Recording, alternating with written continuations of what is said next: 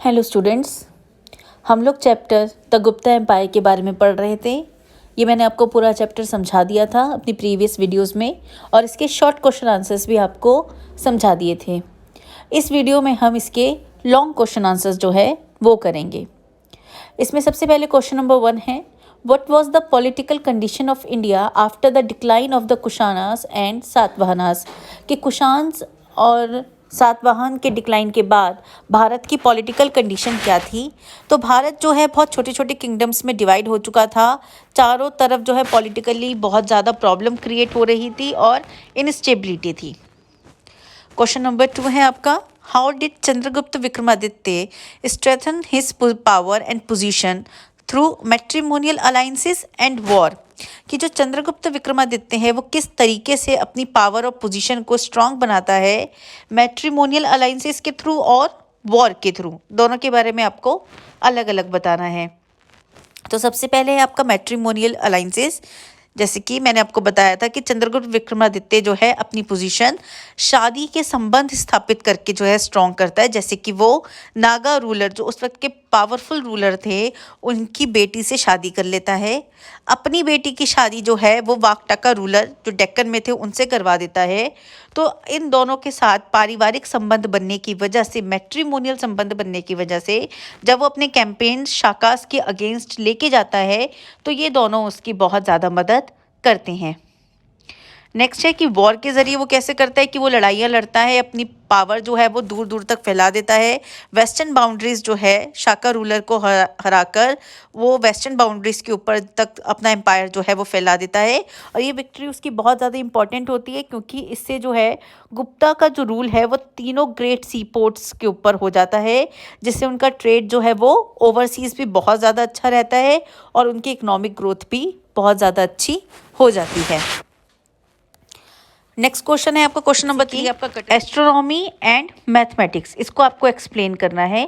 तो एस्ट्रोनॉमी में क्या क्या होता है कि एस्ट्रोनॉमी में बहुत ज़्यादा प्रोग्रेस होता है। उस वक्त आर्यभट्ट जो बहुत ही फेमस एस्ट्रोनॉमर होते हैं वो डिस्कवर्ड करते हैं कि अर्थ की मूवमेंट क्या है, कि वो सूरज के चारों तरफ चक्कर लगाती है अपने एक्सिस पर। इसके अलावा वो ये भी रीज़न ढूंढते हैं कि लूनर और सोलर एक्लिप्स के क्या क्या कारण होते हैं।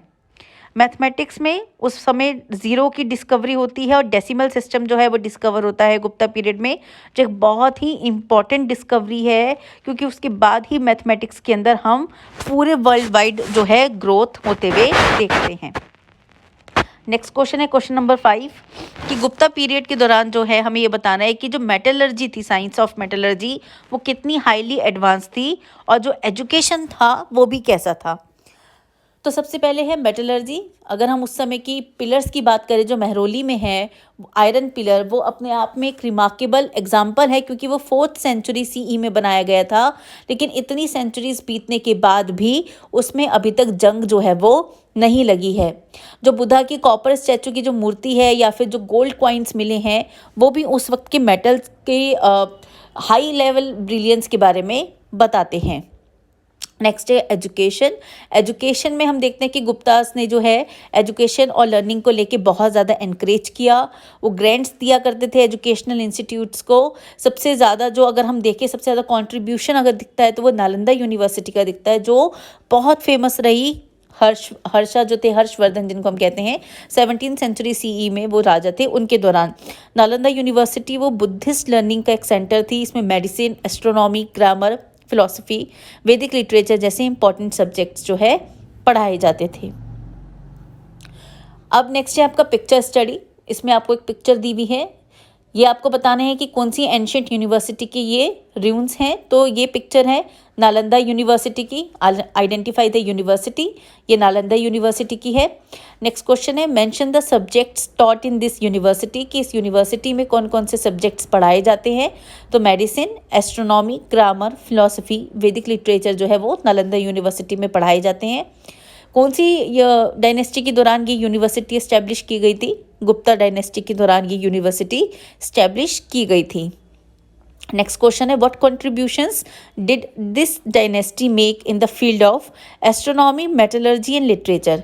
कि इस डायनेस्टी ने इन फील्ड्स में क्या क्या कंट्रीब्यूशन दिया वो बताना है।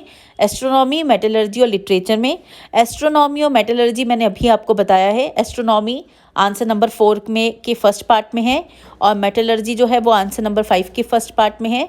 लिटरेचर बहुत फेमस रहा इस दौरान भी। कालिदास बहुत फेमस पोइट रहे जिन्होंने शकुंतला और मेघदूत जैसी जो है प्ले और इम्पॉर्टेंट पोएम लिखी। पंचतंत्र जो है वो इसमें कंपाइल की गई। पुराण्स जो है वो दोबारा से रीराइट किए गए। महाभारत जो है वो दोबारा से लिखी गई। शूद्र मृच कड़का इम्पॉर्टेंट राइटिंग वर्क है इस पीरियड के दौरान। तो ये थे आपके इसके long question answers and picture study, और इसके साथ ही आपका ये चैप्टर पूरी तरीके से ख़त्म हो जाता है।